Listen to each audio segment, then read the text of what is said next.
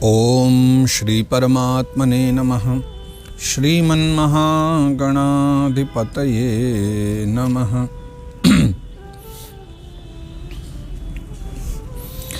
गीता सुगीता कर्तव्या किमन्ये शास्त्र विस्तरैः या स्वयं पद्मनाभस्य मुख पद्मा विनिश्रिताः। यदा यदा हि धर्मस्य ग्लानिर्भवति भारत अभ्युत्थानं धर्मस्य तदात्मानं सृजाम्यहम्। जय सिया राम, जय श्री कृष्ण। समस्त भागवत प्रेमी भगवतजनों के चरणों में मेरा बारंबार वंदन प्रणाम। विगत 2 एकादशी पूर्व हम लोगों ने अपनी भगवत गीता की यात्रा को भी शुभारंभ किया। अच्छा, जो लोग भागवत जी का श्रवण करते रहते हैं वो जानते ही हमारी 1 वर्ष से अधिक, करीब 1.5 वर्ष से भी अधिक का समय हो गया, अपनी भागवत यात्रा भी चल रही है। तो जो भागवत प्रेमी जन हैं वो तो भागवत श्रवण करते ही हैं, आप भी कर सकते हैं। साथ ही साथ हम लोगों ने श्रीमद् भगवत गीता की भी चर्चा आरंभ करी, जो प्रत्येक एकादशी हम लोग चर्चा करते हैं। आज भी एकादशी का बहुत पावन मंगलमय दिवस है और आज 3रा जो अध्याय है भगवत गीता का, हम उसकी चर्चा कर रहे हैं। तो आइए शुभारंभ करते हैं और दर्शन करें भगवान के उन पावन वचनों का, भगवान की पावन वाणी का। ओम श्री परमात्मने नमः। श्रीमन्महागणाधिपतये नमः। श्रीमद् भगवत गीता अथ तृतीयोऽध्यायः। अर्जुन उवाच जायसी चेत् कर्मणस्ते मता बुद्धिर्जनार्दन तत्किं कर्मणि घोरे माम नियोजयसि केशव। अब अर्जुन भगवान से प्रार्थना कर रहे हैं कि हे जनार्दन, यदि आपको कर्म की अपेक्षा ज्ञान श्रेष्ठ मान्य है तो फिर हे केशव मुझे भयंकर कर्म में क्यों लगाते हो। यानी अर्जुन भी अब प्रश्न कर रहे हैं और भगवत गीता तो मूलतः अर्जुन के मन की दुविधा, अर्जुन का मोह और भगवान की वाणी उसके मोह को नष्ट करने के लिए, उसके ज्ञान रूपी अज्ञान को नष्ट करने के लिए ही भगवान की वाणी।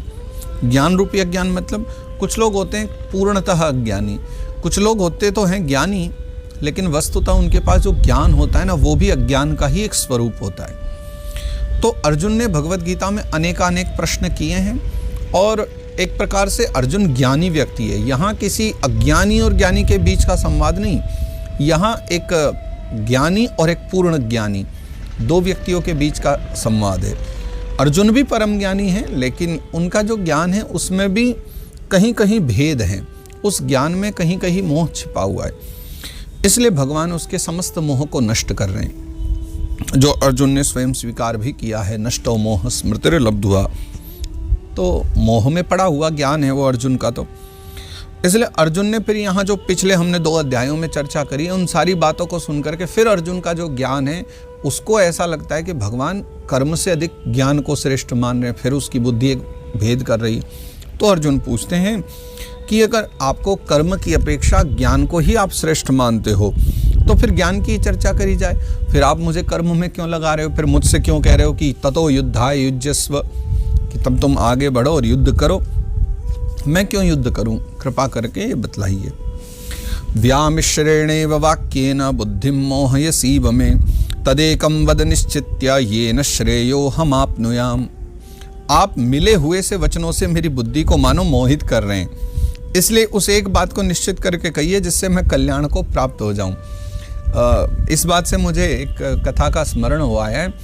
जिस समय भगवान श्री कृष्ण ने आज्ञा दी अर्जुन को कि जाओ अश्वत्थामा को पकड़ लो, तो अश्वत्थामा को दौड़ करके उन्होंने पकड़ लिया। जब अश्वत्थामा ने पांडव पुत्रों की हत्या कर दी तो अर्जुन भी दौड़ पड़े, बोले उस आतताई को तो मैं मार डालूंगा। भगवान बोले जरूर मारो, और जैसे ही पहुंचे अश्वत्थामा के पास, भगवान ने कि पकड़ लो उसको। अर्जुन ने जाके अश्वत्थामा को पकड़ लिया। तब ठाकुर जी आज्ञा देते हैं कि अर्जुन देरी मत करो और इसको तुरंत मार डालो। अश्वत्थामा, अब अर्जुन सुन करके थोड़े सा कुछ आ गए, बोले मैंने जोश जोश में आके कह तो दिया कि मार डालूंगा आतताई को, पर भाई ये ब्राह्मण पुत्र है और ब्राह्मण पुत्र होने से भी ज़्यादा बड़ी बात यह कि गुरुपुत्र है, द्रोणाचार्य का पुत्र है, तो मार कैसे दूं। तो फिर वो कहते हैं कि भगवान मारना तो नहीं चाहिए, गुरुपुत्र है। तो भगवान भी कहते हैं सही कह रहे हो अर्जुन, मारना नहीं चाहिए, गुरुपुत्र है। फिर वो कहता है लेकिन मेरे वचन का क्या होगा, मैंने तो वचन लिया था। भगवान कहते हैं मार डालो फिर। तब अर्जुन कहते हैं बोले एक ही बात कहा करो ना आप, या तो मारने की कहो या न मारने की कहो। एक बार कहते हो मार डालो और एक बार कहते हो मत मारो। तो यहाँ भी अर्जुन वही कह रहे हैं, बोले व्यामिश्रेणैव वाक्येन, ये आपके जो मिले जुले से जो शब्द हैं, जो वाक्य हैं ना, बुद्धि मोहयसीयु में, आपके उन वाक्यों से मेरी बुद्धि जो है मोह में पड़ गई। इसलिए तद एकम वद निश्चित्य ये न श्रेयो अमाप्नुयाम, मेरे लिए श्रेष्ठ क्या है, मेरे लिए कल्याणकारी क्या है, ऐसा कोई एकम वद निश्चित, निश्चित करके आप कोई एक वचन कह दो जो मेरे लिए ठीक रहे, मेरे लिए कल्याणकारी हो। और आप घुमा फिरा करके मिली जुली बातें मुझसे बार बार मत कहिए, उससे तो मेरी बुद्धि भ्रमित हो जाया करती है। श्री भगवान उवाच, अब भगवान यहाँ पर कह रहे हैं लोकेस्मिन् द्विविधा निष्ठा पुरा प्रोक्ता मया नघ ज्ञान योगेन सांख्यानाम कर्म योगेन योगिनाम। लोकेस्मिन् द्विविधा निष्ठा पुरा प्रोक्ता मया नघ। तब भगवान कह रहे हैं कि हे निष्पाप अर्जुन, इस लोक में दो प्रकार की निष्ठा जो है मेरे द्वारा पहले कही गई है। निष्ठा का मतलब ये होता है कि हम जब कोई साधन करते हैं ना, और साधन करते करते जैसे ठाकुर जी का स्मरण ही करो, एक सहज भाषा में बताऊं तो, और अपने साधन करते करते जब हम परिपक्वता की तरफ चले जाएं, यानी हमने जैसे ठाकुर जी के कृष्ण रूप का भजन करना आरंभ कर दिया और फिर वह रूप मतलब इतने हम उसमें परिपक्व हो गए कि अब जैसे नेत्र बंद करके बैठें और ठाकुर जी का वह स्वरूप हमारे सम्मुख आ जाए, तो परिपक्वता का वह जो भाव होता है ना, उसी का नाम निष्ठा होता है। यानी उस परिपक्वता की जो पराकाष्ठा है वही हमारी निष्ठा है। तो कहते हैं भगवान की इस लोक में जो है ना, लोकेस्मिन् द्विविधा निष्ठा, यानी दो प्रकार की जो निष्ठा है, पूरा प्रोक्ता मया नघ, हे अनघ हे निष्पाप अर्जुन, पूर्व में मेरे द्वारा वो जो है कही गई है। क्या कहते हैं आगे, ज्ञान योगेन सांख्यानाम कर्म योगेन योगिनाम। उनमें से सांख्य योगियों की निष्ठा तो ज्ञान योग से, और योगियों की निष्ठा जो है कर्म योग से होती है। यानी योगी जन जो है उनकी निष्ठा कर्म योग से होती है, और सांख्य योगी जो लोग होते हैं उनकी निष्ठा जो है ज्ञान योग से होती है। और यहाँ ज्ञान योग और कर्म योग से बस थोड़ा सा इतना समझ लेना चाहिए कि यहाँ ज्ञान योग का जो कहते हैं ना, सांख्य योगियों की निष्ठा तो ज्ञान योग से होती है। तो ज्ञान योग का तात्पर्य होता है कि जो कुछ भी ये त्रिगुणातीत जो जगत है और जो सब उसी में ठाकुर जी में विद्यमान होने वाला है, उन्हीं में विलीन हो जाने वाला है। तो जो है सभी प्रकार के कर्तापन के अभिमान से रहित होकर के व्यक्ति जब पूरी तरह एकमात्र उन्हीं में निष्ठा करे, वह ज्ञान योग है। और कर्मयोग का भी मतलब यहाँ पर ये लेना चाहिए कि जब व्यक्ति आसक्ति रहित हो करके और निष्काम भावना से जब उस कर्म को करता है, यानी जिसमें कोई आसक्ति नहीं हो, कोई मोह न हो, है ना, और जो है समस्त प्रकार के फल आसक्ति का त्याग करके व्यक्ति जब करे, वह कर्मयोग यहाँ पर कहलाएगा। इसलिए योगियों की निष्ठा जो है कर्म योग से होती है। यानी मान लो कोई तप भी कर रहा है, साधन भी कर रहा है, ये सब में भी आसक्ति ना हो, फल की कोई आकांक्षा ना हो, तब वह जो है कर्मयोग कहलाता है। और बाकी तो फिर बंधन ही है, सब मोह ही होते हैं। और भगवान कह रहे हैं, न कर्मणा मनारंभं निष्कर्म्यं पुरुषोस्नुते न च संन्यासनादेव सिद्धिं समधिगच्छति। मनुष्य न तो कर्मों का आरंभ किए बिना निष्कर्मता को यानी योगनिष्ठा को प्राप्त होता है, और न कर्मों के केवल त्याग मात्र से सिद्धि यानी सांख्य निष्ठा को ही प्राप्त होता है। तो मनुष्य जो है न तो कर्मों का आरंभ के बिना निष्कर्मता को प्राप्त होगा, यानी जब तक कर्म करेगा नहीं तो निष्कामता भी कैसे आएगी। निष्कर्मता का मतलब होता है कि जहाँ मतलब फल की कोई फिर आकांक्षा आदि न रहे, यानी जहाँ फल उत्पन्न आदि नहीं होते वहाँ विशुद्ध कर्म है और आसक्ति आदि से रहित है। तो जब तक कर्म आरंभ ही नहीं होगा, जब तक निष्कर्मता भी नहीं आएगी, तो निष्कर्मता प्राप्त करने के लिए भी पहले कर्म में प्रवृत्त होना ही पड़ेगा, यानी तभी जो है वो योग निष्ठा को प्राप्त हो सकता है। और न केवल कर्मों का त्याग मात्र कर देने से जो है सिद्धि आदि को जो है वो प्राप्त हो जाएगा, यानी सिद्धि भी तभी मिलेगी जब व्यक्ति पहले कर्म में प्रवृत्त होगा। कर्मयोगी भी तभी तो बनेगा जब वह कर्मों में प्रवृत्त हो जाए, लेकिन उन कर्मों के प्रति, उस कर्म के फल के प्रति जब उसकी कोई आसक्ति न रहे, यानी अनासक्त भाव से व्यक्ति जब कर्म करे तभी तो निष्कर्मता को वह प्राप्त हो पाता है। नहि कश्चित् क्षणमपि जातु तिष्ठत्य कर्मकृत् कार्यते ह्यवशः कर्म सर्वः प्रकृतिजैर्गुणैः। निस्संदेह कोई भी मनुष्य किसी भी काल में क्षण मात्र भी बिना कर्म किए नहीं रहता, क्योंकि सारा मनुष्य समुदाय प्रकृति जनित गुणों द्वारा परवश हुआ कर्म करने के लिए बाध्य किया जाता है। जैसे नहीं कश्चित् क्षणमपि जातु तिष्ठत्य कर्मकृत्, अकर्म कृत तो कभी कोई रह ही नहीं सकता है ना। क्षण क्षण भर भी व्यक्ति कर्म में प्रवृत्त रहता है। अगर सुषुप्तावस्था में भी है, व्यक्ति सो भी रहा है, तो उस समय स्वप्न आदि देखना भी उसके द्वारा हो ही रहे, है ना। और मान लीजिए खर्राटे व्यक्ति ले रहा है, श्वास ले रहा है ना, स्वप्न देख रहा है, ये सब कर्म भी व्यक्ति के द्वारा क्षण क्षण किए जा रहे हैं। फिर वो जागृत अवस्था पे हैं, स्वप्नावस्था में, प्रत्येक समय में व्यक्ति के द्वारा कर्म किए ही जा रहे हैं। और जागृत अवस्था में तो आप फिर देखते ही व्यक्ति कभी कुछ विचार कर रहा है, कुछ ना कुछ तो कर ही रहा है, यानी सदा सदा वो कर्म में प्रवृत्त रहता ही है, ये निश्चित है। क्यों? क्योंकि जितना भी मानव जाति है या जीव मात्र है, मनुष्य समुदाय है, किसी को भी कहें, ये सब के सब जो प्रकृति जनित जो गुण हैं, यानी प्रकृति से उत्पन्न जो गुण हैं, उन गुणों के द्वारा परवश हुआ कर्म करने को बाध्य है।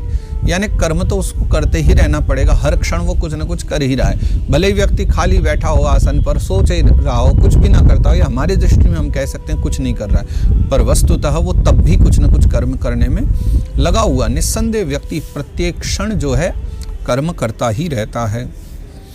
कर्मेन्द्रियाणि संयम्य य आस्ते मनसा स्मरन् इंद्रियार्थान् विमूढ़ात्मा मिथ्याचारः स उच्यते। जो मूढ़ बुद्धि मनुष्य समस्त इंद्रियों को हठपूर्वक ऊपर से रोक करके मन से उन इंद्रियों के विषयों का चिंतन करता रहता है, वह मिथ्याचारी अर्थात दंभी कहा जाता है। हम एक दूसरे को कभी चिढ़ाने के लिए भी कह देते हैं, अरे बड़ा दंभी व्यक्ति है, बड़ा पाखंडी व्यक्ति है। ये दंभी किसको कहा जाता है?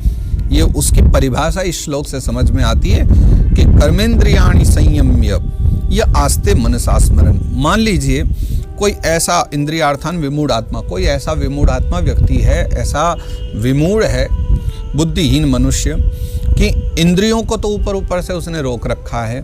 इंद्रियों को रोक रखा का मतलब क्या है कि मान लीजिए कि कोई खाने की वस्तु है, वो इंद्रिय मांग रही है कि उसको वो खाना है, कढ़ी बनी रखी है सामने, क्या हमें तो कढ़ी खाना है, पर विचार कीजिए कि उसने इंद्रियों को तो रोक लिया, यानी जिह्वेंद्रिय को रोक लिया कि नहीं कढ़ी नहीं खाना है, लेकिन बैठा बैठा मन ही मन उस कढ़ी का ही स्मरण कर रहा है। सामने लड्डू रखा है, इंद्रियों को तो रोक लिया कि नहीं हम लड्डू नहीं खाएंगे, लेकिन मन ही मन जो है, बस वो मन उसका किसी भी प्रकार या वो लड्डू खा लेते तो अच्छा होता। अब एक बात बतलाइए, इंद्रिय से तो ऊपर से व्यक्ति ने किसी वस्तु का त्याग कर रखा है, लेकिन मन हठात उसी में लगा हुआ है। इंद्रियों को हठात वहां से हटा दिया है, लेकिन बलपूर्वक मन वहीं लगा हुआ है। तो ऐसा व्यक्ति अगर स्वयं को योगी भी कहे, त्यागी भी कहे, तो वस्तुतः वो दंभी है।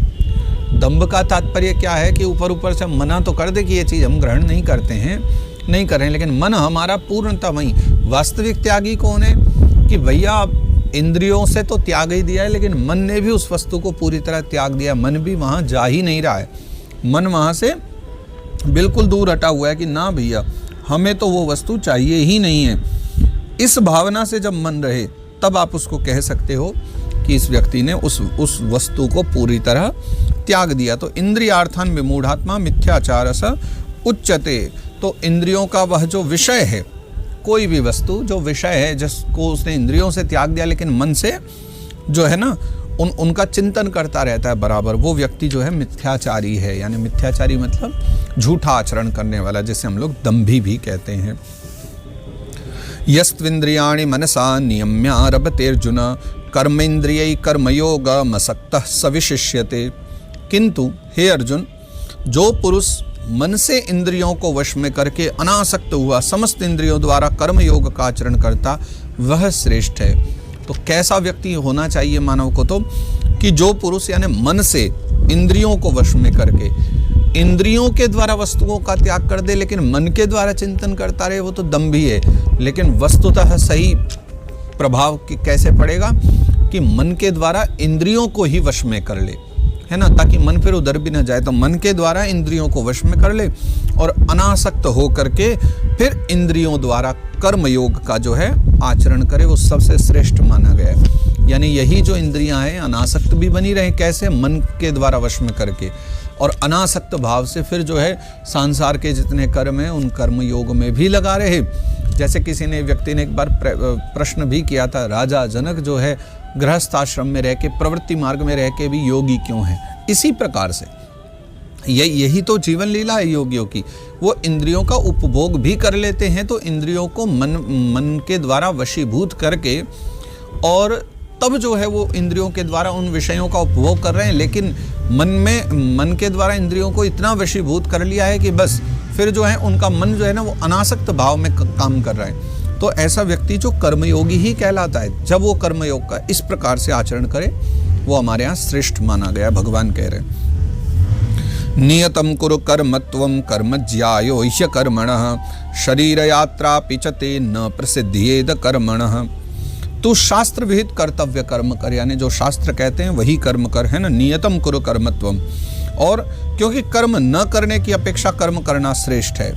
कुछ न करने की अपेक्षा है तो हमारे यहाँ सभी कहें बोले खाली बैठने से अच्छा है कुछ न कुछ करते रहो। फिर कुछ लोग कहें कि बोले करूं क्या, उससे कुछ मिलना जाना तो है नहीं, कुछ कमाई तो होनी नहीं। तो भी भगवान कह रहे हैं बोले कर्म ज्यायो य कर्मणः, मतलब कर्म करते रहना उत्तम है न करने की अपेक्षा। बहुत छोटी सी एक कथा मैंने पढ़ी थी कि कहीं कोई बाबा जी ने आकर के, एक बार बारिश नहीं हुई थी गांव में, तो बाबा जी ने आकर के कह दिया बोले भैया यहाँ तो जो है अब अगले 10 साल तक जो है बारिश नहीं पड़ने वाली, तो तुम लोग देख लो, या तो चले जाओ किसी और जगह चले जाओ, और नहीं तो फिर जैसा करना है कर लो। अब तुम्हें बाहर से सब व्यवस्था करनी पड़ेगी, खेती बाड़ी शायद ठीक से न हो पाए। तो सब लोग तो लग गए, कोई पलायन करने लग गए, कोई कुछ व्यवस्थाओं में लग गए, कुछ ने काम धंधे बदल दिए। पर एक व्यक्ति जो है अपना हल लेके और खेत में निकल पड़ा। तो बाबा जी ने उसको देखा तो फिर मुस्कुरा करके बोले कि भैया जब 10 साल तक बारिश ही नहीं होनी तो फिर हल क्यों चला रहे? तब उस व्यक्ति ने कहा महाराज 10 साल तक हल नहीं चलाऊंगा तो हल चलाना ही भूल जाऊंगा मैं। निस्संदेह भले ही जो है वर्षा ना हो, लेकिन हल तो चलाते रहना पड़ेगा ना, ताकि मुझे उसका अभ्यास तो बना रहे। भगवान की वाणी से बहुत कुछ सीख सकते हो। देखो मैं आपको जो बता रहा हूँ ये केवल एक भाव रूप है। इसका तात्पर्य नहीं कि मैं जो जैसा कह दूं आप इसको इसी प्रकार समझो। इसके हजारों भाव हो सकते हैं, पर एक भाव ये भी है कि कुछ न करने की अपेक्षा जीवन में कुछ करते भी रहना चाहिए। उसका लाभ ये भी है कि 10 साल वर्षा नहीं होगी, किसी ने कह दिया तो ये आवश्यक तो नहीं है। संभव है कि वर्षा पहले भी हो जाए, पर यह है कि अभ्यास तो बने रहना चाहिए हल चलाने का भी। तो कर्म न करने की अपेक्षा कर्म करते रहना चाहिए, कुछ भी जीवन में करते ही रहना चाहिए, वही ठीक है।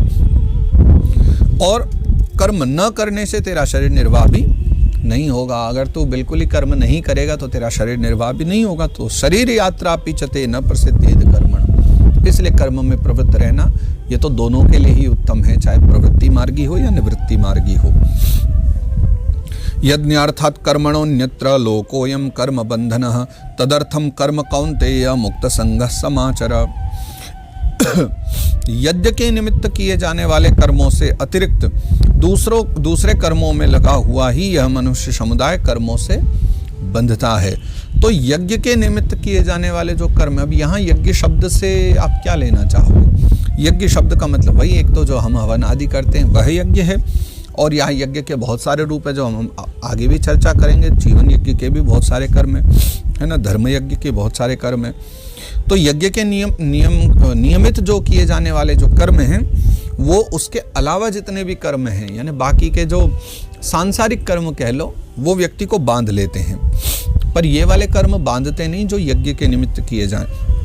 इसलिए अर्जुन तू आसक्ति से रहित होकर के उस यज्ञ के निमित्त ही भली भांति कर्तव्य कर्म कर, यानी तू केवल यज्ञ के लिए जो तुझे कर्म करना है। पर प्रश्न ये है कि हम तो युद्ध भूमि में खड़े हैं, युद्ध करने, यहाँ यज्ञ की बात कहाँ से आ गई? भगवान ने कहा तू युद्ध कर, कौन से यज्ञ में युद्ध किया जाता है? तो यह यज्ञ क्या है इसको भी पहले हमें समय से आगे समझना पड़ेगा। तो भगवान कह रहे हैं कि यज्ञ के निमित्त ही किया हुआ जो कर्म है वो बांधता नहीं है, इसलिए तू वही कर्तव्य कर्म कर जो यज्ञ के निमित्त है। सहयज्ञा प्रजा सृष्ट्वा पुरोवाच प्रजापति अनेन प्रसविष्यध्वमेशवोत्विष्ट कामधुक्। प्रजापति जो ब्रह्मा जी हैं, है ना, प्रजा सृष्टा पुरोवाच प्रजापति ही, प्रजापति ब्रह्मा जी ने कल्प के आदि में जब यानी शुभारंभ हुआ कल का, तो यज्ञ सहित प्रजाओं को रच करके, यानी प्रजा आदि सब रच दिए, यज्ञ रच दिए, तब उनसे कहा कि तुम लोग जो है इस यज्ञ के द्वारा वृद्धि को प्राप्त हो, तुम यज्ञ करो और वृद्धि को प्राप्त हो। और यह यज्ञ जो है तुम लोगों को इच्छित भोग प्रदान करने वाला हो जाएगा। अनेन प्रसविष्यद्वस् वोत्विष्ट कामधुक्, जो आपकी कामनाएं हैं, जो इच्छाएं हैं, वो सब इस यज्ञ के द्वारा पूर्ण होंगी। देवान् भावयतानेन ते देवा भावयन्तु वः परस्परं भावयन्तः श्रेयः परमवाप्स्यथ। तुम लोग इस यज्ञ के द्वारा देवताओं को उत्पन्न करो, यानी यज्ञ करो, देवताओं को उत्पन्न करो, फिर क्या होगा, वे देवता जो हैं वो तुम लोगों को उन्नत करेंगे, आगे बढ़ाएंगे। इस प्रकार निस्वार्थ भाव से एक दूसरे को जो है उन्नत करते हुए तुम लोग परम कल्याण को प्राप्त हो जाओगे। यज्ञ के द्वारा तुम देवताओं को पुष्ट करोगे, देवता तुम्हें पुष्ट करेंगे। तुम यज्ञ करोगे तो इंद्र प्रसन्न होंगे, इंद्र प्रसन्न होंगे तो वर्षा करेंगे, वर्षा से तुम प्रसन्न होगे, और तुम प्रसन्न होगे, तुम फलो फूलोगे तो तुम और यज्ञ करोगे। तो एक दूसरे के कल्याण के निमित्त बन करके तुम जो है कल्याण को प्राप्त हो जाओगे। इष्टान भोगान हि वो देवा दास्यन्ते यज्ञ भाविताः तैर्दत्तान प्रदायेभ्यो यो भुंक्ते स्तेन एव सह। यज्ञ के द्वारा बढ़ाए हुए देवता तुम लोगों को बिना मांगे ही इच्छित भोग निश्चय ही देते रहेंगे। यानी यज्ञ, तुम्हारे यज्ञ आहुति से पुष्ट होकर के देवता बिन मांगे भी तुम्हें वो सब प्रदान करेंगे जो तुम्हारे लिए आवश्यक है, जो तुम्हारे मानव जीवन के लिए चाहिए, वो सब देवता इच्छित भोग निश्चय तुम्हें देते ही रहेंगे। इस प्रकार उन देवताओं के द्वारा दिए हुए भोगों को जो पुरुष उनको बिना दिए स्वयं भोगता है वह चोर है। यानी देवताओं के बिना दिए ही जो व्यक्ति उन विषय भोगों को भोगे वह तो चोर माना गया। इसलिए यज्ञ याग आदि करके और तब देवताओं के द्वारा प्राप्य जो वस्तु है उनका इच्छित रूप से तब तुम जो है उपभोग करो। यज्ञशिष्टासिनः संतो मुच्यन्ते सर्वकिल विषयैः भुंजते ते त्वघं पापा ये पचन्त्यात्म कारणात्। तो यज्ञ से बचे हुए अन्न को खाने वाले श्रेष्ठ पुरुष जो है ना सब पापों से मुक्त हो जाते हैं। यज्ञ याग आदि करके जो फिर अन्न आदि जो होते हैं बचते हैं उनको पाने वाला व्यक्ति श्रेष्ठ है। और जो पापी लोग अपना शरीर पोषण करने के लिए अन्न पकाते हैं वे तो पाप को ही खाते हैं। बात समझते रहिए, यहाँ जिस यज्ञ की चर्चा हो रही है ना बड़ी गहनता से उस यज्ञ को समझिएगा। भगवद गीता की वाणी इतनी सहज नहीं है जो केवल पढ़ने से समझ में आ जाए। अगर इनकी बिल्कुल स्पष्ट शब्दार्थ कह रहा हूं मैं, भावार्थ नहीं, केवल शब्दार्थ समझोगे तो इनका मतलब यह है कि यज्ञ से बचा हुआ जो अन्न है केवल वही आप पा सकते हो। और यज्ञ जो केवल अपना शरीर पोषण के लिए जो लोग भोजन पा रहे हैं, यज्ञान्न नहीं खा रहे हैं, हविष्यान्न नहीं पा रहे हैं, जो लोग केवल अपना शरीर पोषण करने के लिए अन्न को खा रहे हैं वो तो सब पाप को ही खा रहे हैं। इसलिए आगे कहते हैं अन्नाद् भवति भूतानि पर्जन्यादन्न संभवः यज्ञाद् भवति पर्जन्यो यज्ञः कर्म समुद्भवः। संपूर्ण प्राणी जो है अन्न से ही उत्पन्न होते हैं। जी हाँ, अन्न के द्वारा ही संपूर्ण प्राणियों का जन्म है। अन्न की उत्पत्ति वृष्टि से होती है। अन्न इंद्र देवता वर्षा करेंगे तो उत्पत्ति वृष्टि से होगी। और वृष्टि किससे होगी? वृष्टि जो है यज्ञ से होती है। अन्नाद् भवति भूतानि, हने जो है भूत प्राणी जो है अन्न से उत्पन्न हो रहे हैं। पर्जन्याद अन्न संभव, पर्जन्य यानी वर्षा के द्वारा अन्न हो रहा है। यज्ञाद भवति पर्जन्यो, और पर्जन्य यानी वर्षा जो है वो यज्ञ के द्वारा होती है। और यज्ञ कर्म समुद्भव है ना, और यज्ञ विहित जो है ना, और यज्ञ जो है विहित कर्मों से ही जो है उत्पन्न होता है। जो विहित कर्म बतलाए गए हैं वो कर्म करना ही यज्ञ कहलाता है। कर्म ब्रह्मोद्भवम विद्धि ब्रह्माक्षर समुद्भवम तस्मात् सर्वगतम ब्रह्म नित्यम यज्ञे प्रतिष्ठितम। कर्म समुदाय को तो वेद से उत्पन्न है ना, यानी कर्म समुदाय है वो कहाँ से उत्पन्न हुए? वेद से। यानी वेद जो कहे वही तो उत्तम कर्म है। वेद प्रणीतो धर्मो यधर्मस्तद विपर्यय, भागवत जी का मंत्र है। तो कर्म समुदाय कहाँ है? वेद जो कहे वही उत्तम कर्म है। तो कर्म समुदाय वेद से उत्पन्न हुए। और वेद को अविनाशी परमात्मा से उत्पन्न हुआ जान ले कि वेद कहाँ से हुए? वो अविनाशी भगवान के द्वारा हुए। इससे सिद्ध क्या होता है कि सर्वव्यापी परम अक्षर परमात्मा सदा ही यज्ञ में प्रतिष्ठित हैं। यानी यज्ञ ही वह स्थान है जहाँ सदा सर्वदा परमात्मा प्रतिष्ठित रहते हैं, सदा विराजमान रहते हैं। एवं प्रवर्तितम चक्रम नानुवर्तयति हयः अघायुरिंद्रिया रामो मोघम पार्थ स जीवति।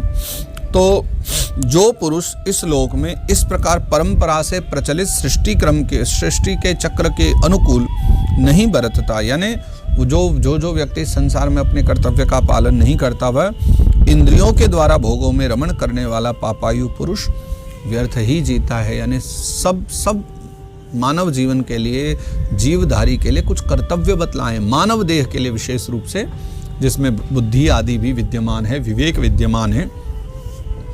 ऐसे मानव के लिए कहा कि भैया उसको कर्तव्य परायण होना ही चाहिए। अगर वो कर्तव्य परायण नहीं तो फिर तुम में और पशु में भेद ही क्या रह गया। पशु के पास भी तो सभी प्रकार की चेतना है थोड़ी बहुत, वो भी तो विचार थोड़े बहुत कर लेता है, हालांकि विवेक उसमें नहीं होता इतना, लेकिन बुद्धि आदि है, वो भी विचार करता है, वो भी जीवन जीता ही है। तो भैया उसमें और फिर मानव में भेद ही क्या रह गया अगर हम कर्तव्य परायण न हो। मानव को कर्तव्य परायण होना ही चाहिए।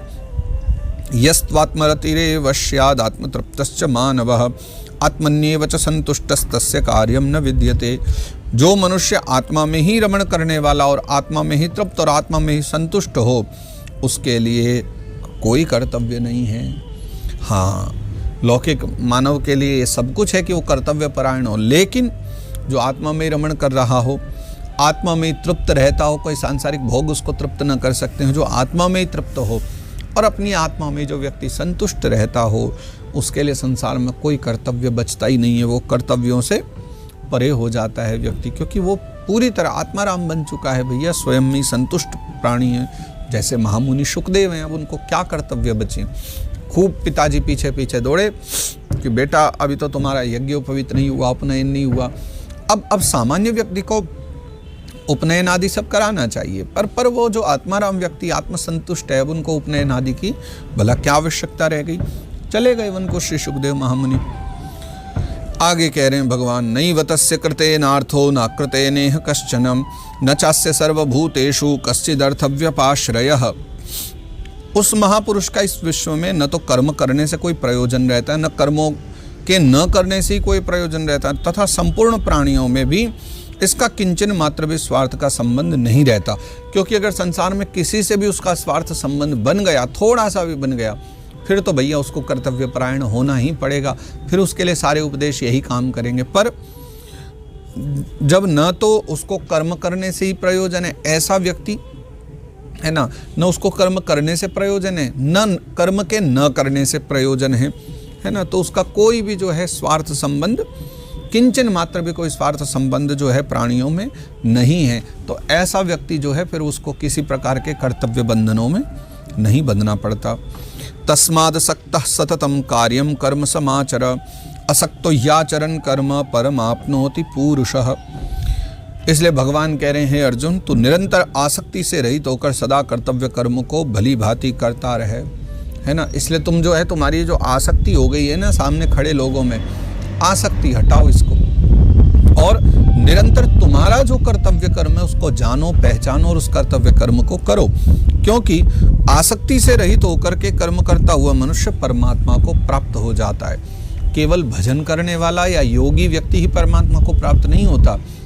अगर कोई व्यक्ति अनासक्त भाव से अपने कर्तव्य को भी पूर्णतया निर्वहन करते रहता है, वो भी परमात्मा को ही प्राप्त होता है। और ये बात भी स्वयं भगवान कृष्ण कन्हैया ही कह रहे हैं। इसलिए इस बात में कोई संदेह नहीं है कि कोई व्यक्ति जो कहते हैं ना, अपना कर्म उत्तम प्रकार से करो, अपने कर्तव्यों का सही कर्तव्य परायण होकर के कर्म करने वाला व्यक्ति भी परमात्मा को बड़ा प्रिय होता है, परमात्मा को ही प्राप्त करता है। कर्मणैव हि संसिद्धि स्थिता जनकादयः लोक संग्रह में वापि संपश्यन् कर्तुमर्हसि। जनकादि ज्ञानी जन भी नाम आ गया जनक जी का, जिनकी हम चर्चा कर रहे थे, है ना। जनकादयः, जनकादि जो ज्ञानी जन भी जो हैं आसक्ति रहित कर्म द्वारा ही परम सिद्धि को प्राप्त हुए थे। देखिए, जिनकी हमने अभी चर्चा करी श्री जनक जी महाराज की, विदेहराज की, उनका नाम भी आ गया कि कर्मणैव हि संसिद्धि स्थिता जनकादय। जो जनक आदि जो महर्षि, जो जनक आदि राजा हुए हैं, ज्ञानी जन जो हुए हैं, ये सब कर्म के द्वारा ही परम सिद्धि को प्राप्त हो गए। लेकिन वो कर्म कैसा था? आसक्ति रहित था, उनके कर्म में आसक्ति नहीं थी। इसलिए और लोक संग्रह को देखते हुए भी तू जो है कर्म करने को ही योग्य है, अर्थात तुझे कर्म करना ही उचित है। जैसे जनक आदि कर्म में ही प्रवृत्त थे, कर्तव्य परायण थे, लेकिन अनासक्त भाव में, वैसे ही अर्जुन तू भी अनासक्त भाव हो जा, और तेरे लिए तो कर्म करना ही उचित है, तेरी स्थिति को देख करके मैं कहता हूँ। यद्यदाचरति श्रेष्ठस्तत्तदेवेतरो जनः स यत् प्रमाणं कुरुते लोकस्तदनुवर्तते।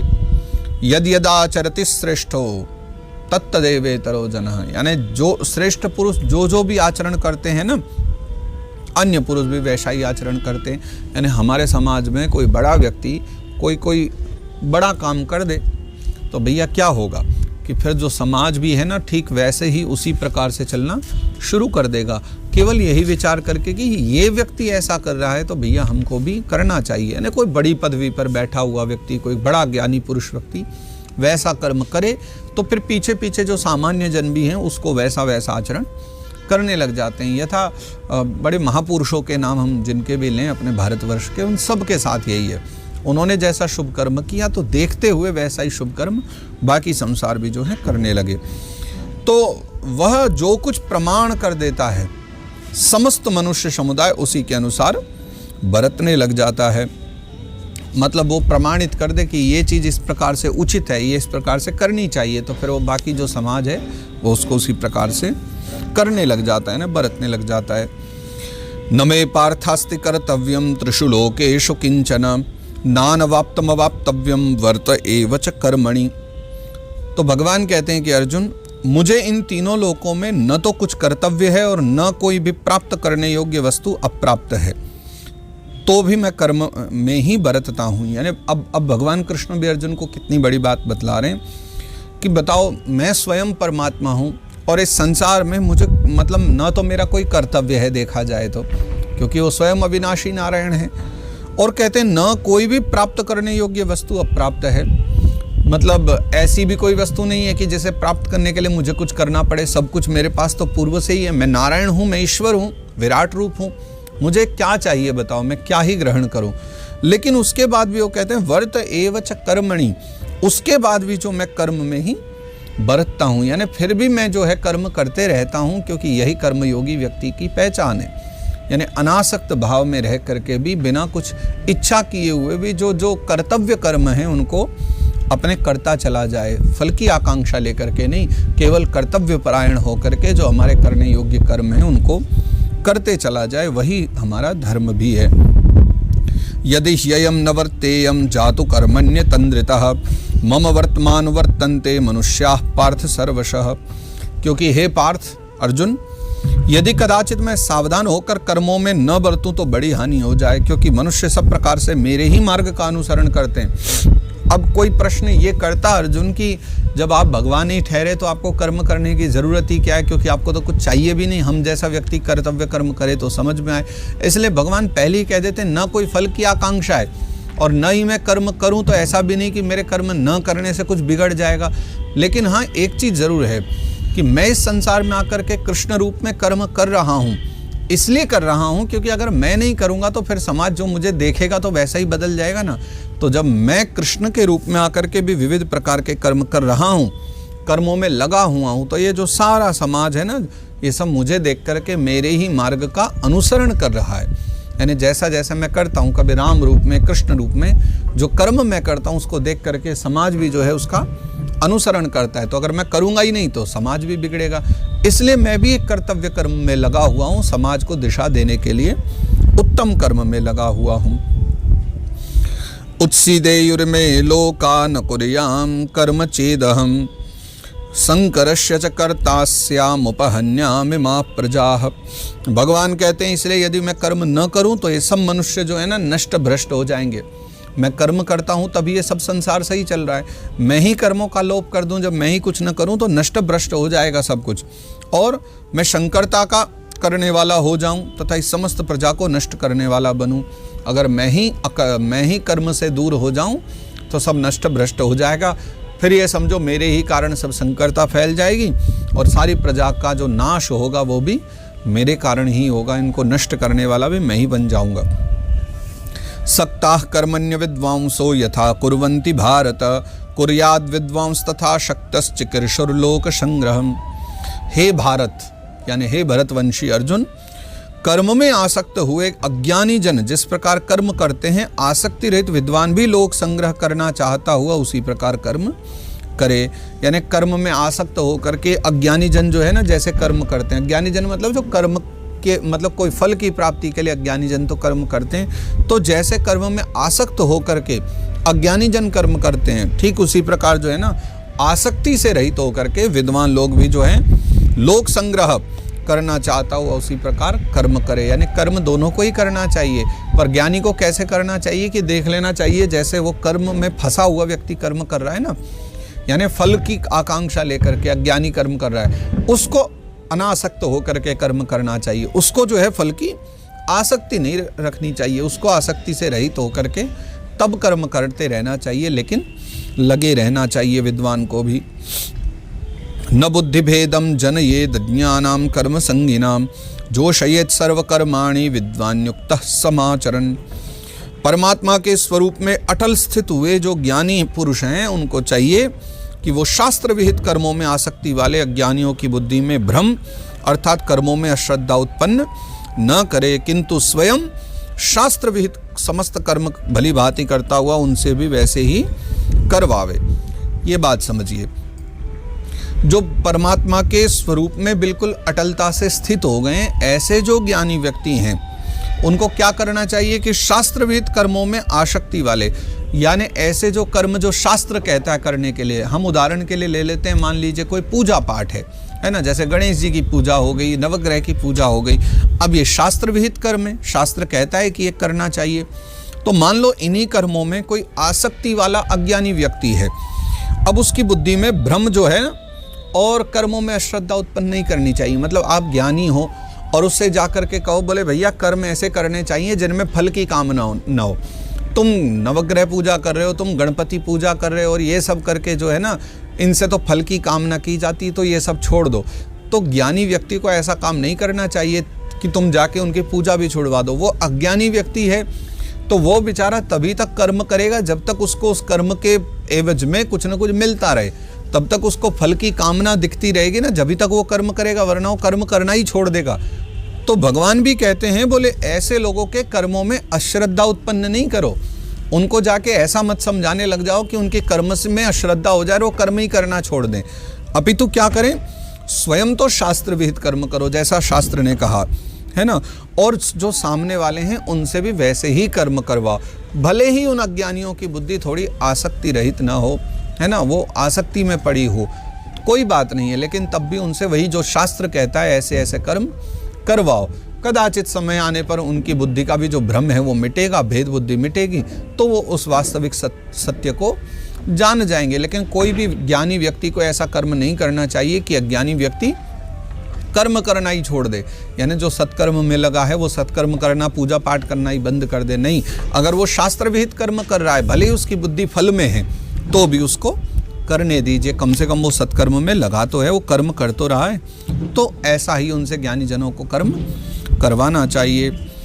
प्रकृते क्रियमाणानि गुणैः कर्माणि सर्वशः अहंकार विमूढ़ात्मा कर्ता मिति मन्यते। वास्तव में संपूर्ण कर्म जो हैं सब प्रकार से प्रकृति के गुणों द्वारा किए जाते हैं, तो भी जिसका अंतःकरण अहंकार से मोहित हो रहा है ऐसा अज्ञानी मैं करता हूँ ऐसा मानता है। देखिए सारे जितने भी कर्म हैं वो सब प्रकार से प्रकृति के जितने भी गुण हैं उन गुणों के द्वारा ही चालित हैं, यानी किए जा रहे हैं, करवाए जा रहे हैं। लेकिन फिर भी कुछ लोग ऐसे होते हैं कि उनका जो चित्त है वो अहंकार से मोहित हो जाता है और वो क्या मानते हैं कि मैं करता हूँ, यानी कभी कभी ऐसा लगता है कि हम कर रहे हैं, हमने ये काम किया है, हमने ये अनुष्ठान किया, पर वस्तुतः ये मोह, ये जो अहंकार है ये भी झूठा है, क्योंकि प्रकृति के जो गुण हैं वही वस्तुतः हमसे कर्म करवाते हैं और तब हमें ऐसा प्रतीत होता है कि मैं करता हूँ, ये मेरा विचार था, ये मैंने किया है। और यह जो अहम भाव है ये झूठा है, यह जो अज्ञानी व्यक्ति इस प्रकार की बात करता है। तत्ववित्तु महाबाहो गुण कर्म विभागयोः गुणागुणेषु वर्तन्त इति मत्वा न सज्जते। हे महाबाहु अर्जुन, भगवान कह रहे हैं गुण विभाग और कर्म विभाग, है ना, इनके तत्व को जानने वाला जो ज्ञान योगी है वो संपूर्ण गुण ही गुणों में बरत रहे, ऐसा समझ करके उनमें आसक्त नहीं होता। यानी जो ज्ञानी व्यक्ति है वो गुण विभाग और कर्म विभाग को बड़े अच्छे से समझ लेता है, तब जो है उसको ये समझ में आ जाता है कि भैया जो गुण है वही गुणों में सब बरत रहे हैं, इसी प्रकार से संसार लीला चल रही है। और तब वो जो है ना तो किसी भी कर्म के बंधन में पड़ता है, ना किसी कर्म की आसक्ति में करता है। और तब जो है उनके वास्तविक तत्व को समझ के बस वो अपने कर्तव्य बोध में लगा रहता है, कर्तव्य परायण होकर के अपने कर्म करता ही रहता है।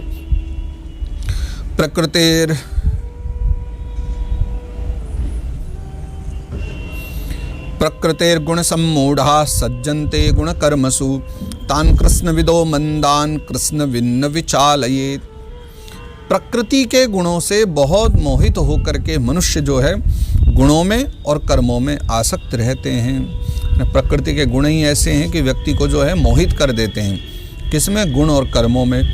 उन पूर्णतया न समझने वाले मंदबुद्धि अज्ञानियों को पूर्णतया जानने वाला ज्ञानी विचलित न करे। तो जो पूरी तरह उन बातों को नहीं समझते हैं, ऐसे लोग जो फंसे हुए हैं, तो जो ज्ञानी व्यक्ति है, जो सब कुछ जानता समझता है, वो न जानने वालों को विचलित न करे, उनको भी लगे रहने दे, उनको भी अभ्यास करने दे। क्योंकि जाते ही तुम सीधा एक ही बार में अगर उनको सारा ज्ञान दे देना चाहोगे और एक ही बार में समझाना चाहोगे तो उनकी बुद्धि जो है भ्रम में पड़ जाएगी और मोह में पड़ा हुआ व्यक्ति और ज़्यादा फंसता है, उससे बाहर नहीं निकलता। इसलिए अभ्यास करने दो, उनको समझने दो, पर उनको विचलित मत करो जा करके, है ना। आगे वो कह रहे हैं भगवान, मयि सर्वाणि कर्माणि सन्न्यस्याध्यात्म चेतसा निराशीर निर्ममो भूत्वा युध्यस्व विगतज्वरः। मुझ अंतर्यामी परमात्मा में लगे हुए चित्त द्वारा संपूर्ण कर्मों को मुझ में अर्पण करके आशा रहित, ममता रहित और संताप रहित होकर के युद्ध कर। अब अर्जुन को आज्ञा दे रहे हैं भगवान कि मैं हूँ अंतर्यामी और मुझ में लगा हुआ जैसा चित्त है, मन है ना, तो संपूर्ण कर्म जो है तो मुझे ही अर्पण कर दे। तुझे ये लगता है ना कि मैं किसी को मार दूंगा, मेरे चाचा ताऊ साले संबंधी मामा फूफा सब सामने खड़े हैं, भाई बंधु सामने खड़े, मैं उनसे युद्ध कैसे करूं? तो तू एक काम कर, तुझे किस बात का भय है? कर्मों का ही भय है ना, कि उसको मारने से ऐसा फल मिलेगा, उसको मारने से ऐसा पाप मिलेगा। तो एक काम कर, सब कुछ कृष्णार्पण कर दे। तो जो कुछ भी कर्म कर रहा है वो सारा कर्म मेरे अर्पण कर दे। तो जब कर्म तेरा ही नहीं बचा, जैसे हम पूजा पाठ करते हैं तो अंत में कहते हैं ना श्री कृष्णार्पण मस्तु, ये सब कृष्ण को अर्पण है। तो जब कर्म ही तेरा नहीं बचा तो फिर तुझे पाप का भागी ही क्यों बनना पड़ेगा? तेरी चिंता ही समाप्त है। तो जो है तू मेरे भीतर लगे हुए चित्त द्वारा, यानी पहले चित्त को मुझ में लगा ले और सारे जो कर्म है वो मुझको अर्पण कर दे। और मुझको अर्पण करके तब आशा रहित, यानी तुझे विजय की लालसा भी नहीं होनी चाहिए और तुझे मृत्यु का भय भी नहीं होना चाहिए, तुझे हार का भय भी नहीं होना चाहिए। आशा रहित हो जा। जिनको तू मारने वाला है उनमें तेरी ममता भी नहीं होनी चाहिए, इसलिए ममता से भी तू रहित हो जा। निराशीर निर्ममो भूत्वा, ना तो तुझे कोई आशा हो, ना तेरे अंदर कोई ममता हो, और संताप रहित होकर के मन की सारे संताप को दूर कर, चिंता दूर कर। और तब तू जो सामने खड़े हुए तेरे स्याले संबंधी चाचा ताऊ मामा भैया हैं, उनसे जो है तू युद्ध कर और युद्ध करना शुरू कर। ये मे मतमिदं नित्यमनुतिष्ठन्ति मानवाः श्रद्धावन्तो न सूयन्तो मुच्यन्ते तेऽपि कर्मभिः। तो जो कोई मनुष्य दोष दृष्टि से रहित और श्रद्धा युक्त होकर मेरे इस मत का सदा अनुसरण करते, वे भी संपूर्ण कर्मों से छूट जाते हैं। कौन से मत का? जो भगवान अर्जुन को अभी अभी बता रहे हैं कि जो व्यक्ति कृष्णार्पण करके अपने समस्त कर्मों को करता है, वो जो है किसी प्रकार के भी पाप बंधन में नहीं बंधता है। लेकिन उसके लिए ऐसा नहीं होता कि व्यक्ति का किसी से शत्रुता है, जाकर के उसको मार आए और फिर बोले कृष्णार्पण मस्तु, ठाकुर जी को मैंने अर्पण कर दिया, मर गया तो मुझे क्या लेना देना। उसको कृष्णार्पण नहीं कहते। जहां कर्तव्य कर्म करते हुए व्यक्ति कर्म करे, फिर वो चाहे हमें देखने में अपराध लगे, जैसे युद्ध है। अब युद्ध करना अर्जुन तेरा धर्म है, तो युद्ध कर। तेरी किसी से पर्सनल दुश्मनी होती, कोई निजी शत्रुता होती और तब तू उसको मार करके कहे कि कृष्णार्पण मस्तु, वो तो गलत है। लेकिन युद्ध करना तेरा धर्म है, धर्म की रक्षा के लिए तुझे युद्ध करना है। तो वहां जो मर रहे हैं, जो दुख पा रहे हैं, उससे तेरा कोई लेना देना नहीं, वहां तो कृष्णार्पण कह करके आगे बढ़ सकता है। तो ये वाले मत का जो लोग पालन करते हैं, कैसे कि जो लोग दोष दृष्टि से रहित हो जाते हैं। तुझे किसी में दोष दृष्टि नहीं रखनी है कि ये शत्रु है इसलिए मारना है मुझे। तेरा धर्म है कि वो उस पक्ष में है। कदाचित अभी तेरे भैया युधिष्ठिर ने कहा कि भैया जिसको लगता हो कि धर्म हमारी तरफ है, हमारी तरफ आ जाओ। तो मान लो अभी कौरव पक्ष में से 10-20 लोग तुम्हारी सेना में आ जाएंगे, तब क्या करोगे? तब क्या तुम अपनी सेना में उनको मार डालोगे? नहीं, अब वो तुम्हारी सेना में है तो तुम्हें उनकी रक्षा करनी है, तुम्हें उनको मारना नहीं है। पर सामने वाली सेना में अगर वही चले जाएंगे तो तुम्हें उन्हें मारना है। मतलब उस व्यक्ति से तुम्हारी शत्रुता नहीं है, अपितु जो सामने वाले पक्ष में है उनको तुझे मारना है, ये बात तुम्हें पक्का हो गया। तो ये तुम्हारा धर्म बन चुका है, तुम्हारी कोई निजी शत्रुता नहीं है। तुम्हें बस यही करना है कि दोष दृष्टि से रहित होना है और श्रद्धा युक्त होकर के। किसमें श्रद्धा रखनी है? कर्म में। कर्म क्या है तुम्हारा? इस समय युद्ध करना। जीत, विजय, पराजय वो तुम्हें विचार नहीं करना है। तुम्हें श्रद्धा होनी चाहिए कर्म में। कर्म में श्रद्धा हो कि तुम्हें युद्ध करना चाहिए। तो ये वाला जो मेरा मत है, इसका जो व्यक्ति अनुसरण करता है ना, वो तो युद्ध करते हुए भी सारे कर्मों से छूट जाता है और मुक्त हो जाता है सभी प्रकार के बंधनों से। ये त्वे तदभ्यसूयन्तो नानुतिष्ठन्ति मे मतम सर्वज्ञान विमूढ़ांस्तान विद्धि नष्टान चेतसः। परंतु जो मनुष्य मुझ में दोषारोपण करते हुए मेरे इस मत के अनुसार नहीं चलते हैं, उन मूर्खों को तू संपूर्ण ज्ञानों में मोहित और नष्ट हुए ही समझ। लेकिन इतनी अद्भुत बात जो मैंने बतला दी है, जो मैंने सारा ये ज्ञान बता दिया है, मेरा जो मत समझा दिया है, जो पिछले श्लोक में हम इतने अच्छे से समझ पा रहे हैं, मेरे वाले इस मत को जो व्यक्ति नहीं समझ पाता है और नहीं मानता, नहीं स्वीकार करता, और बल्कि मेरे इस मत को ही दोषारोपण करते, मेरे ही मत में दोषारोपण करके कहते हैं कि ये कैसे हो सकता है कि हम किसी को मारे और हमको पाप न लगे, ऐसी बेकार की जो बात करते हैं, तो ये समझ ले कि वो तो मूर्ख ही हैं और वो नष्ट ही होने वाले हैं, उनका कल्याण नहीं हो सकता। ये समझ लो कि वो तो दुनियादारी के बहुत ज़्यादा ज्ञान प्राप्त करके और तरह तरह के ज्ञान में पढ़ करके मोहित हो गए हैं, और वो लोगों को तो नष्ट एक दिन होना ही है। बस तू ये विचार कर ले, और उनके बारे में तो फिर तू कोई चिंता मत कर, क्योंकि वो नष्ट होने ही होने, ये पक्का हो गया है। सदृशं चेष्टते स्वस्याः प्रकृतिर्ज्ञानवानपि प्रकृतिम यान्ति भूतानि निग्रह किम करिष्यति। सभी प्राणी जो है प्रकृति को प्राप्त होते हैं, अर्थात अपने स्वभाव के परवश हुए कर्म करते हैं। ज्ञानवान भी अपनी प्रकृति के अनुसार चेष्टा करता है, फिर इसमें किसी का हट क्या करेगा। यानी हर व्यक्ति की जो प्रकृति है, उस प्रकृति के अनुसार ही व्यक्ति कर्म करता रहता है, तो फिर हटी होने का कोई लाभ नहीं है। प्रकृति के द्वारा जिसको जैसे जो गुण और स्वभाव प्राप्त हुए, व्यक्ति उनके अनुसार परवश हुए कर्म करते हैं। यानी स्वयं का कुछ नहीं है व्यक्ति में। कुछ लोग कहते हैं ना कि वो क्रोधी बहुत ज़्यादा है, तो अब उसको प्रकृति से गुण मिला है ना, तो क्रोधी ज़्यादा है। कोई सरल बहुत है, प्रकृति से उसको गुण मिला है, तो भैया वो बहुत ज़्यादा सरल है स्वभाव का। तो ये सब परवश हैं, व्यक्ति का उसमें स्वतंत्र जीवन नहीं है। ये सब प्रकृति के वशीभूत होकर के ही व्यक्ति जो है परवश जीवन जी रहा। हम सब उसका जो जीवन है वो परवश ही है, लेकिन वह जो प्रकृति के गुण हैं उनमें थोड़ा बहुत फेरबदल भी होता रहता है, वो मानव के हाथ में है। इंद्रियस्येन्द्रियस्यार्थे रागद्वेषौ व्यवस्थितौ तयोर्नवशमागच्छेतौ यस्य परिपंथिनौ। इंद्रिय के अर्थ में, अर्थात प्रत्येक इंद्रिय के विषय में राग और द्वेष छिपे हुए स्थित हैं। मनुष्य को उन दोनों के वश में नहीं होना चाहिए, क्योंकि वे दोनों ही इस कल्याण मार्ग में विघ्न करने वाले महान शत्रु हैं। यानी प्रत्येक इंद्रिय के विषय में, यानी इंद्रियों का जो विषय है उसमें राग और द्वेष दोनों ही छुपे हैं। कोई अगर विचार करे इंद्रियों में केवल राग ही राग है, तो ऐसा भी नहीं है। इंद्रिय में राग भी होते हैं और इंद्रिय में ही द्वेष भी होते हैं। तो मनुष्य को क्या करना है कि दोनों के ही वश में नहीं होना चाहिए, न राग में पड़ना चाहिए न द्वेष में पड़ना चाहिए, क्योंकि ये दोनों ही जो हैं, राग भी और द्वेष भी, कल्याण मार्ग में विघ्न के रूप में खड़े रहते हैं। इंद्रिय के चाहे व्यक्ति राग में पड़े चाहे द्वेष में पड़े, दोनों प्रकार से उसको मरना ही है। तो राग और द्वेष दोनों से ही बचकर के जो चले वही कल्याण मार्ग में आगे बढ़ सकता है। श्रेयान् स्वधर्मो विगुणः परधर्मात् स्वनुष्ठितात् स्वधर्मे निधनम श्रेयः परधर्मो भयावहः।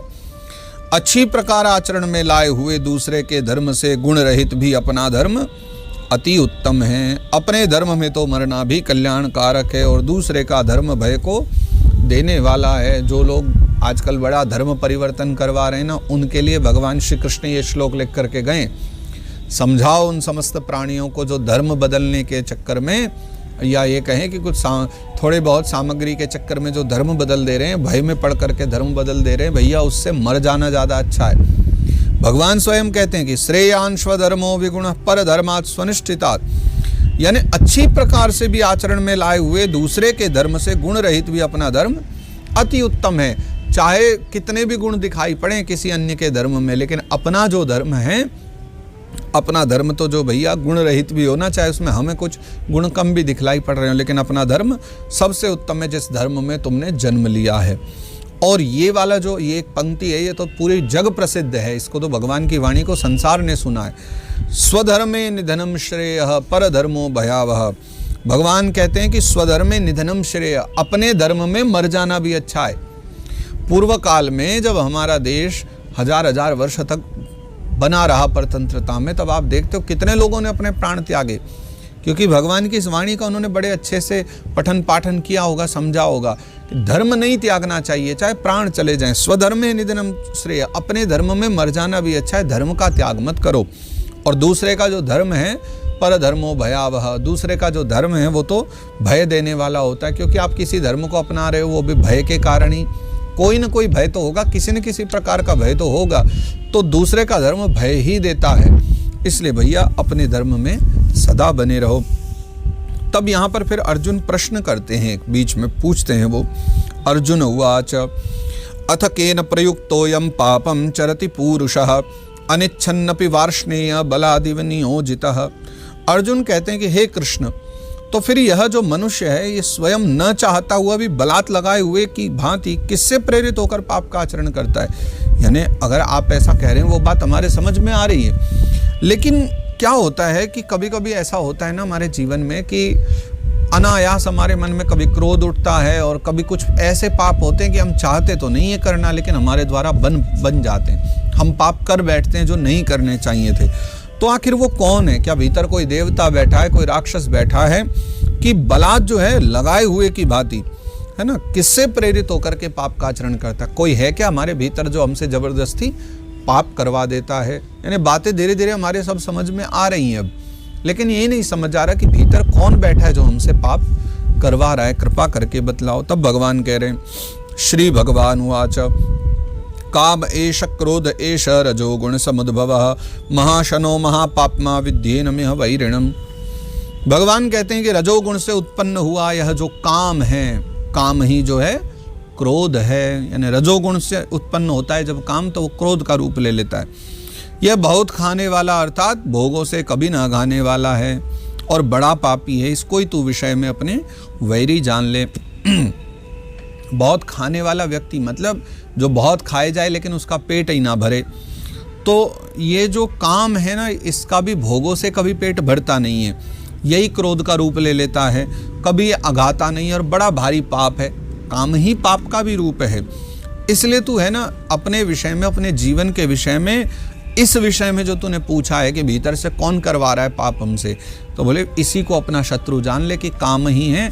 या इसको कामना का रूप ले लो, व्यक्ति की इच्छा पूरी नहीं होती तभी तो क्रोध का जन्म होता है। तो कामना पूर्ण न हो तो क्रोध बन जाएगा। रजोगुण से उत्पन्न जो काम है, विषय है, क्रोध का रूप ले लेता है, वही तुम्हारा शत्रु बन के तुमसे क्रोध करवाता है। अगर विचार करो इस संसार में कोई मानव कुछ संकल्प ले, कुछ करना चाहे और उसकी हर इच्छा पूरी हो जाए तो उसको क्रोध ही क्यों आएगा?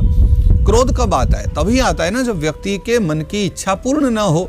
तो वो जो काम है वही रजोगुण से व्याप्त होकर के इच्छा पूर्ण न होने पर जो है, जब वो भूख उसको लगती रहती है, उसको सदा कुछ न कुछ कामना होती रहेगी, विषयों में उपभोगों में लगा रहेगा, और जब नहीं होगा तो वो शत्रु बन के तुमसे अपराध करवाता है। धूमेनाव्रियते वह्निर् यथा दर्शो मलेन च यथोल्बेनाव्रतो गर्भस्तथा तेनेदमाव्रतम्। जैसे धुएं से अग्नि और मैल से दर्पण ढका जाता है तथा जिस प्रकार जेर से गर्भ ढका रहता है, वैसे ही उस काम के द्वारा यह ज्ञान ढका रहता है। यानी धूमेनाव्रियते वह्निर्, जैसे अग्नि कभी कहीं जलाई गई हो, थोड़ी देर बाद हम देखते हैं कि ऊपर जो है केवल धुआं धुआं दिखता है और ऊपर राख राख दिखती है, पर हटाओगे तो भीतर अग्नि है ना। तो जैसे अग्नि जो है धुएं से ढकी रहेगी, राख से ढकी रहेगी। और दर्शो मलेन च, जैसे दर्पण जो है अगर मैल लग जाए तो उसमें अपना चेहरा कहाँ दिखता है, मैल से जैसे दर्पण ढका रह जाता है, ठीक उसी प्रकार जो है ये व्यक्ति का जो ज्ञान है ये भी काम के द्वारा ढका रहता है। जब यह काम रूप जो है ये हटा दिया जाए तब वह जो ज्ञान है वो अपना प्रभाव दिखला देता है। आवृतम ज्ञान में तेन ज्ञानिनो नित्य वैरिणाम काम रूपेण कौन्तेय दुष्पूरेण न लेन च। तो हे अर्जुन, इस अग्नि के समान कभी न पूर्ण होने वाले कामरूप ज्ञानियों के नित्य वैरी के द्वारा मनुष्य का ज्ञान ढका हुआ है। कैसे? इस अग्नि के समान, यानी वो जो आग के समान जो है कभी न पूर्ण होने वाले कामरूप ज्ञानियों के नित्य वैरी। ज्ञानियों का नित्य वैरी कौन है? काम। कैसा काम? जो कभी पूर्ण ही नहीं होता है ना। सारा जीवन जिए जाओ लेकिन उस काम की पूर्ति कभी होती नहीं। विषय भोगों में वह जो काम जो है निरंतर निरंतर कामना करता ही रहेगा, कुछ ना कुछ चाहता रहेगा और अंतिम क्षणों तक, जीवन के अंतिम क्षणों तक वो अपूर्ण रहेगा, वो सदा अघाता ही रहेगा, उसको कभी पूर्ति होगी नहीं। उसी के कारण, काम के कारण, यानी जो अर्जुन ने प्रश्न पूछा था ना, अथ केन प्रयुक्तो हम पापम चरति पुरुष, मैं पाप किसके द्वारा बलात् कर रहा हूँ? तो भीतर बैठा वह जो काम है वो चाहे तुम कितनी विद्या ग्रहण कर लो, कितना ही ज्ञान ग्रहण कर लो, पर वह जो काम जो है वो सदा अतृप्त रहता हुआ ज्ञानियों के भी ज्ञान को ढके रखता है। तो ज्ञानियों का सबसे बड़ा वैरी कौन है? वही काम ही है ना। वो जो काम है वो बड़े से बड़े ज्ञानी के ज्ञान को भी ढक देता है। मनुष्य का जो ज्ञान है ढका रहता है क्योंकि वो नित्य वैरी है मनुष्य का और उसको साथ ही रहना है। कुछ वैरियों का साथ तो हम संसार में छोड़ भी सकते हैं, पर ये भीतर रहने वाला वैरी ऐसा है जिसको हमें साथ लेकर के पूरी जीवन यात्रा करनी पड़ती है। इंद्रियाणि मनोबुद्धिरस्याधिष्ठानम् उच्यते एतिर्विमोहयत्येष ज्ञानमावृत्य देहिनम्। इंद्रियां, मन और बुद्धि, ये सब इसके वासस्थान कहे जाते हैं। काम रहता कहाँ? इंद्रियों में, मन में और बुद्धि में। यह काम इन मन, बुद्धि और इंद्रियों के द्वारा ही ज्ञान को आच्छादित करके जीवात्मा को मोहित करता है। यानी हमारे भीतर का जो ज्ञान है उसको जो है ये आच्छादित कर देता है। यानी इंद्रिय, मन और बुद्धि, तो 10 इंद्रिय, मन और बुद्धि, इन 12 के 12 को आच्छादित करना मतलब ढक देता है। कौन? यह काम विषय। और जब ये इनको ढक देता है तो फिर वो जो ज्ञान है वो भी ढका हुआ सा रह जाता है, तब ज्ञान अपना प्रभाव नहीं दिखाता। तो जो ज्ञानी व्यक्ति इस वैरी से बच गया और इस वैरी व्यक्ति से बच करके जिसने अपने ज्ञान के ऊपर के ये पर्दे को, काम के पर्दे को हटा दिया, तो वह व्यक्ति जो है ना तो फिर क्रोध में पड़ता और न किसी प्रकार की चिंता में पड़ता। तस्मात् त्वमिन्द्रियाण्यादौ नियम्य भरतर्षभ पाप्मानं प्रजहि येनं ज्ञान विज्ञान नाशनम। तो हे अर्जुन, इसलिए तू पहले इंद्रियों को वश में करके इस ज्ञान और विज्ञान का नाश करने वाले महान पापी काम को अवश्य ही बलपूर्वक मार डाल। तो क्या करना है कि तू सबसे पहले इंद्रियों को वश में कर ले और फिर ज्ञान विज्ञान का नाश करने वाले, यानी ये जो ज्ञान और विज्ञान है दोनों का ही नाश कौन करता है? ये पापी काम है। तो इस काम को ही तू जो है बलपूर्वक मार डाल। कैसे मरेगा ये? इसको मारने के लिए कोई अस्त्र शस्त्र नहीं चाहिए, इसको मारने का केवल एक ही उपाय है और वो क्या है? तू अपनी इंद्रियों को वश में कर ले। इंद्रियाणि पराण्याहुरिन्द्रियेभ्यः परं मनः मनसस्तु परा बुद्धिर्यो बुद्धिः परतस्तु सः। इंद्रियों को स्थूल शरीर से पर यानी श्रेष्ठ, बलवान और सूक्ष्म कहते हैं। इंद्रियां तो बहुत बलवान होती हैं, ये जो स्थूल शरीर है इससे तो बिल्कुल परे इंद्रियां, लेकिन बहुत बलवान है। सूक्ष्म शरीर होते हुए भी बहुत बलवान है। इन इंद्रियों से परे जो है ना मन है, यानी इंद्रियों से भी परे, स्थूल शरीर से परे इंद्रियां और इंद्रियों से भी परे जो है मन है, जो बहुत सूक्ष्म है। और मन जो है, मन से भी परे जो है वो बुद्धि मानी जाती है और बुद्धि से भी जो अत्यंत परे है वो है आत्मा। ये ऐसा आत्मा का परिमाण माना गया है। एवं बुद्धि परम बुद्ध्वा संस्तभ्यात्मानम् आत्मना जहि शत्रुम महाबाहो काम रूपम दुरासदम। तो इस प्रकार जो है बुद्धि से परे अर्थात सूक्ष्म, बलवान और अत्यंत श्रेष्ठ आत्मा को जान करके और बुद्धि के द्वारा मन को वश में करके हे महाबाहु, तो इस काम रूप दुर्जय शत्रु को मार डाल। तू कौन है? तू आत्मा है, यानी इंद्रियों से परे मन, मन से परे बुद्धि और बुद्धि से भी परे है आत्मा। तू वो है। तो स्वयं को पहचान और सबसे आगे खड़ा हुआ जो तेरा सबसे बड़ा शत्रु है काम, तो इस काम को मार डाल। जब तू इस काम रूपी दुर्जय शत्रु को मार डालेगा तब तेरे मन की सारी व्याधियां, सारा मोह, सारा भेद, सारी चिंताएं दूर हो जाएंगे। और जब सारी चिंताएं दूर हो जाएगी तब तुझे युद्ध करने में बिल्कुल भी कोई समस्या नहीं होगी। तब तेरे हृदय में कोई भी चिंता नहीं होगी। और इतना कह करके फिर यहाँ पर भगवान कुछ मौन होते हैं और उसी के साथ जो है भगवान वेद व्यास ने यहाँ पर जो है श्रीमद् भगवद गीता का 3रा अध्याय जो कर्मयोग के नाम से माना गया उसको विश्राम दिया है। ओम तत्सदिति श्रीमद् भगवद गीता उपनिषत्सु ब्रह्म विद्यायाम योग शास्त्रे श्री कृष्णार्जुन संवादे कर्मयोगो नाम 3योऽध्यायः। ओम तत्सद इति श्रीमद् भगवद गीता जो उपनिषद है उसके ब्रह्म विद्याओं में योग शास्त्र में श्री कृष्ण अर्जुन संवाद नाम से यह कर्मयोग नामक 3रा अध्याय भगवद गीता का गाया गया है। आज के सत्र को फिर हम लोग 3रे अध्याय पर विश्राम देते हैं। पुनः अगली एकादशी पर हम लोग मिलेंगे और भगवद गीता का जो फिर 4th अध्याय है, फिर 4th अध्याय की चर्चा अगली एकादशी पर हम लोग करेंगे। तब तक प्रेम पूर्वक आप इसको श्रवण करते रहिए, समझने का प्रयास कीजिए और फिर अगला जो ज्ञान कर्म संन्यास योग नाम का अध्याय है 4था, उसकी चर्चा हम अगली एकादशी पर करेंगे। श्री कृष्णार्पणमस्तु, श्री कृष्णार्पणमस्तु, श्री कृष्णार्पणमस्तु। श्री गोवर्धन नाथ की जय।